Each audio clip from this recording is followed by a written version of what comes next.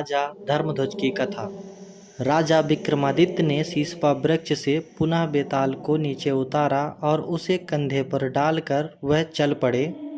चलते हुए राजा के कंधे पर बैठा बेताल फिर से बोला, राजन, उस योगी के कहने पर आकर तुम सचमुच बहुत ही परिश्रम कर रहे हो। तुम्हारे मार्ग का श्रम कुछ दूर हो, इसीलिए मैं तुम्हें एक कथा और सुनाता हूँ।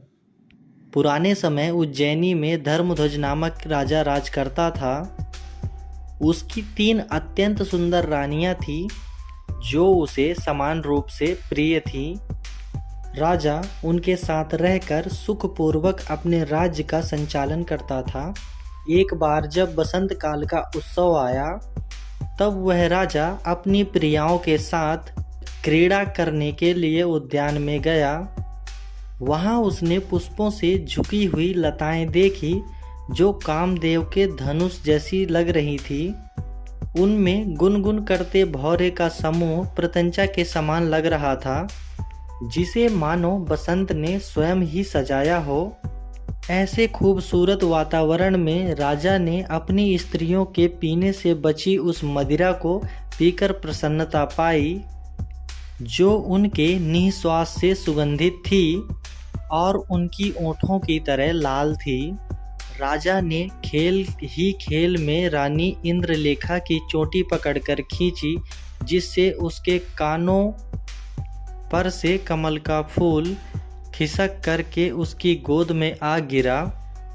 उस फूल की आघात से उस कुलवती रानी की जांघ पर घाव हो गया और वह हाय हाय करती हुई मूर्छित हो गई। यह देखकर राजा और उसके अनुचर घबरा गए। राजा ने जल मंगवाकर रानी के मुंह पर छींटे मारे तो रानी होश में आ गई। उसके बाद राजा रानी को अपने महल में लाया और राजवैद्य से उसका उपचार करने को कहा। 2 वैद्य तत्काल ही रानी के उपचार में जुट गए। उस रात इंद्रलेखा की हालत में सुधार देखकर राजा अपनी दूसरी पत्नी तारावली के साथ चंद्रप्रसाद नामक महल में गया। वहां तारावली राजा की गोद में सो गई। उसके वस्त्र बिखर गए थे, जबकि उसके शरीर खिड़की की जालियों से होकर चंद्रमा की किरणें पड़ रही थीं। किरणों का स्पर्श होते ही रानी तारावती जाग गई और हाय जल गई कहती हुई अचानक पलंग से उठकर अपने अंग मलने लगी। घबराकर राजा भी उठ बैठा। राजा ने देखा तो तारावली के उस अंग पर सचमुच ही फफोले पड़ गए थे। तारावली ने बताया, स्वामी, नंगे शरीर पर पड़ी हुई चंद्रमा की किरणें ने मेरा यह हाल किया है। तब राजा ने परिचारिकाएं बुलाईं और उन्होंने रानी के लिए कमल पत्तों की सेज बिछाई एवं उसके शरीर पर चंदन का लेप लगाया। इसी बीच तीसरी रानी मृंगाकवती भी जाग उठी। तारावली के कक्ष से आती आवाजें सुनकर उसकी नींद उड़ गई थी। राजा के पास जाने की इच्छा से वह अपने कक्ष से निकलकर तारावली के कक्ष की ओर चल पड़ी। अभी वह कुछ ही कदम चली थी कि उसने दूर से ही किसी के घर में धान कूटे जाने की आवाज़ सुनी। मूसल की आवाज़ सुनकर वह विकल हो उठी और हाय हाय मैं मर गई यह कहती हुई मार्ग में ही बैठ गई। परिचारिकाओं ने जब रानी की जांच की तो उन्होंने उसके हथेलियों पर काले गहरे धब्बे देखे। परिचारिकाएं दौड़ती हुई राजा के पास पहुंची और सारा वृत्तांत राजा को बताया।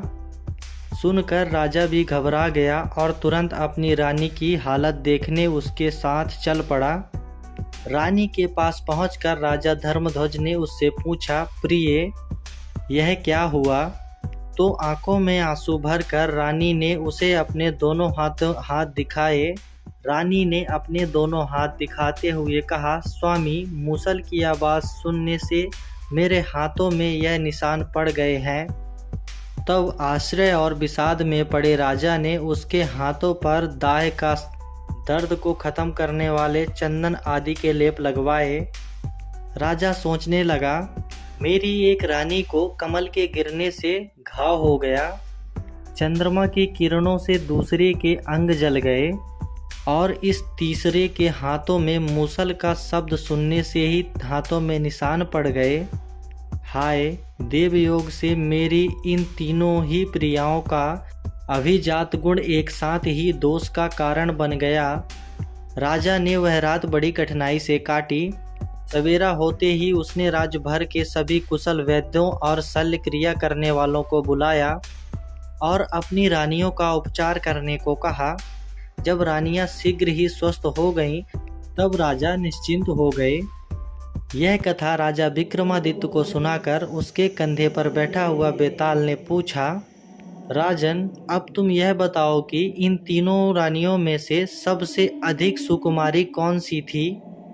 जानते हुए भी यदि तुम मेरे इस प्रश्न का उत्तर नहीं दोगे तो तुम पर पहले कहा हुआ शाप पड़ेगा। यह सुनकर राजा ने कहा, बेताल, उन सब में से सुकुमारी रानी मृगनांगवती थी, जिसने मूसल को छुआ भी नहीं, केवल उसकी आवाज़ से ही उसके हाथों में फफोले पड़ गए।